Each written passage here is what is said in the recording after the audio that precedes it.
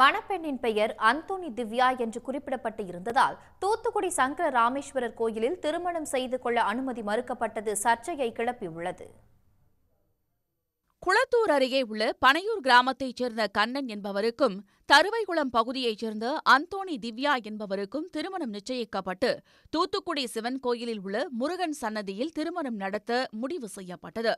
முகூர்த்த நேரம் நெருங்கியதை அடுத்து இரு வீட்டாரும் திருமணம் செய்வதற்காக கோயிலுக்குள் சென்றனர்.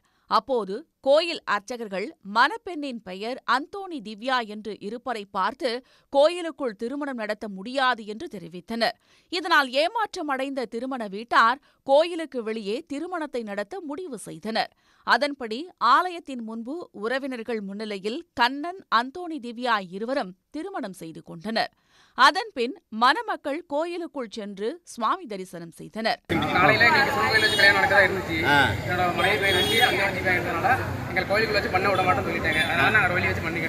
திருமணம் செய்து கொள்வதற்கான ஆவணங்களை முறையாக சமர்ப்பித்தும் மணமகள் பெயரில் கிறிஸ்துவ மதத்தை குறிக்கும் பெயர் இடம்பெற்றிருந்ததால் திருமணம் நடத்த முடியாது என்று சொல்வது கண்டனத்திற்கு உரியது என்று மணமக்களின் உறவினர்கள் தெரிவித்தனர்.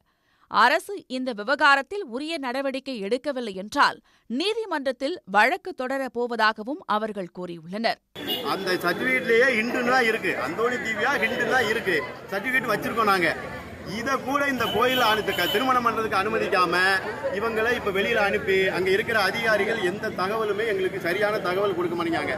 நீங்க முடிக்க கூடாதுங்கிறதுக்கு எங்களுக்கு அதிகாரப்பூர்வமா எழுதி கொடுங்க, இந்த மாதிரி இந்த சர்டிபிகேட் இருக்கிறனால முடிக்க கூடாதுன்னு சொல்றோம்னு சொல்லி ஏதாவது ரைட்ல கொடுங்கன்னா கொடுக்கவே மாட்டேன்றாங்க.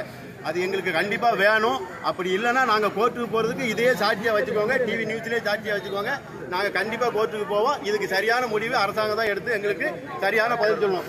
சிவன் கோயிலில் திருமணம் செய்ய வேண்டுமென்றால் 10 நாட்களுக்கு முன்பே ஆன்லைன் மூலம் பதிவு செய்து உரிய ஆவணங்களை சமர்ப்பிக்க வேண்டுமென்று தெரிவித்த கோயில் நிர்வாகிகள் மணமகள் பெயரில் கிறிஸ்துவ மதத்தின் பெயர் குறிப்பிடப்பட்டிருப்பதால் தங்களால் திருமணம் செய்து வைக்க முடியாது என்று விளக்கம் அளித்துள்ளனர். மணமகள் இந்து மதத்தைச் சேர்ந்தவர் என்ற போதிலும் அவர் பெயரில் கிறிஸ்துவ மதத்தின் பெயர் இடம்பெற்றிருந்ததால் கோயிலில் திருமணம் செய்து கொள்ள அனுமதி மறுக்கப்பட்டது பரபரப்பாக பேசப்பட்டு வருகிறது. உடனுக்குடன் செய்திகளை தெரிந்து கொள்ள சன் நியூஸ் பெல் ஐகானை கிளிக் பண்ணுங்க.